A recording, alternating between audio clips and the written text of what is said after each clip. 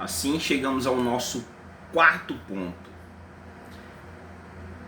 Depois de entendermos o que seria a antropologia bíblica, o estudo do homem a partir das escrituras, do que a Bíblia diz, como se deu então a criação da humanidade segundo a Bíblia, ou quem criou o homem de acordo com a Bíblia, a matéria-prima que Deus usou, né, o pó da terra, e soprou sobre o homem o fôlego da vida, e agora o homem tá completo, né? E aí o texto declara: o homem tornou-se alma vivente, né? Passamos pelas as duas partes da composição do homem, e agora nós temos o homem como alma vivente, ou o homem integral, né? O homem completo. Esse termo ele descreve o ser humano como um todo integrado, né? Integrado do corpo e, no caso, do espírito, né? Depois a gente vai aprofundar a diferenciação de alma e de espírito a partir da compreensão da teologia no debate, que vai ser o penúltimo tópico. A gente vai debater sobre dicotomia ou tricotomia, e eu vou dizer o que eu creio mais, ou no caso, o que na minha compreensão seria a minha visão, né? O que eu compreendo de acordo com essas duas compreensões, dicotomia ou tricotomia, né? Então, o homem completo, alma vivente, o homem completo, né? Uma criatura viva, um ser pensante com consciência. Então o homem tem consciência, né? Ele pensa, e também com personalidade. Aqui nós precisamos fazer uma observação, né? Já que existe a doutrina espírita, né? Mais precisamente o espiritismo kardecista. Inclusive, se você quer conhecer um pouquinho sobre o espiritismo kardecista, tem uma playlist aí no canal só sobre o espiritismo. Eu acho que eu já gravei uma boa quantidade de vídeos, mais de 20, eu creio que mais de 20 vídeos. Mas o espiritismo, ele acredita que o homem ele encarna e desencarna, né? Num processo de evolução existencial, né? Então, no caso aqui, no cristianismo, dentro da compreensão cristã, né, o homem ele não seria então uma entidade, né, que se separa do corpo e depois ele volta, ele reencarna em outro corpo, né? O cristianismo ele não crê dessa forma, né? Ele acredita que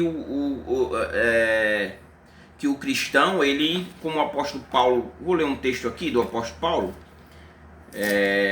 que se encontra em 1 Coríntios, creio que seja 1 Coríntios, no capítulo 15, né? No capítulo 15, mas tem outro texto também, é isso mesmo.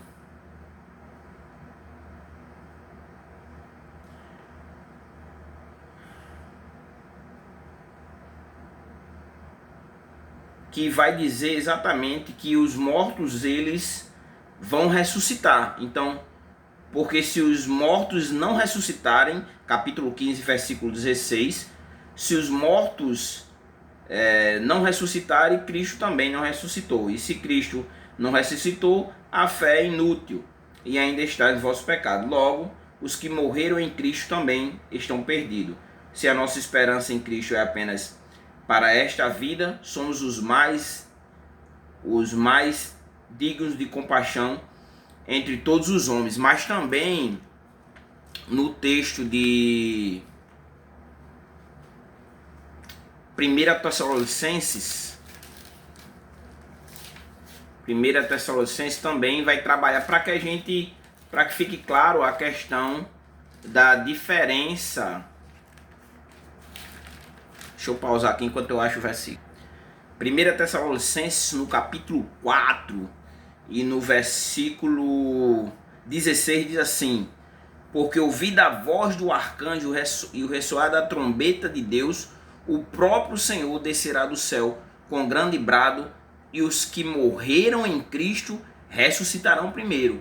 Depois nós, os que estivermos vivos, seremos arrebatados com ele nas nuvens ao encontro do Senhor nos ares, e assim estaremos para sempre com o Senhor. Então a Bíblia não dá margem para a compreensão espírita, né, de que o homem ele encarna e desencarna, mas ele morre e o seu corpo vai ressuscitar, né? Como o texto deixa aqui claro, né? Os que morreram em Cristo ressuscitarão primeiro em sua volta. Ainda tem outro texto aqui que eu vou abrir aqui. O texto de João aqui, no capítulo 5, o versículo 28 e 29, diz assim: não vos admireis disso, porque virá a hora em que todos os que estão no sepulcro ouvirão a sua voz e sairão, os que tiverem feito bem para a ressurreição da vida, e os que tiverem feito mal para a ressurreição da condenação. Então, não tem essa, porque senão no caso do espiritismo kardecista, como é que cada corpo que você reencarnou ia ressuscitar todos os corpos se você é um único ser, né, que vai e volta, desencarna, encarna. Então a Bíblia mesmo ela não dá margem para reencarnação, por mais que o espiritismo kardecista tenha o evangelho segundo o espiritismo. E aí vão interpretar os textos de acordo com a compreensão, a doutrina espírita, no caso, né, kardecista. Então, o conceito de alma vivente é o homem integral, que inclusive eu vou fazer uma aplicação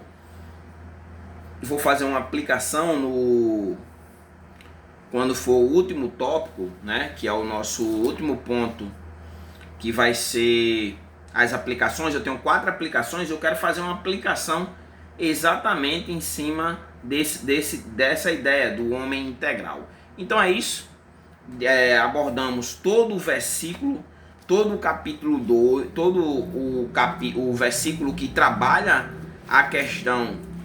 essa questão, né?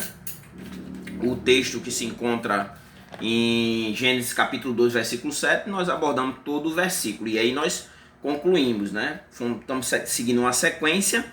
No próximo vídeo a gente vai trabalhar o homem como imagem de Deus, ou com o termo teológico que é usado, que é imago Dei. Então, no próximo vídeo a gente dá sequência.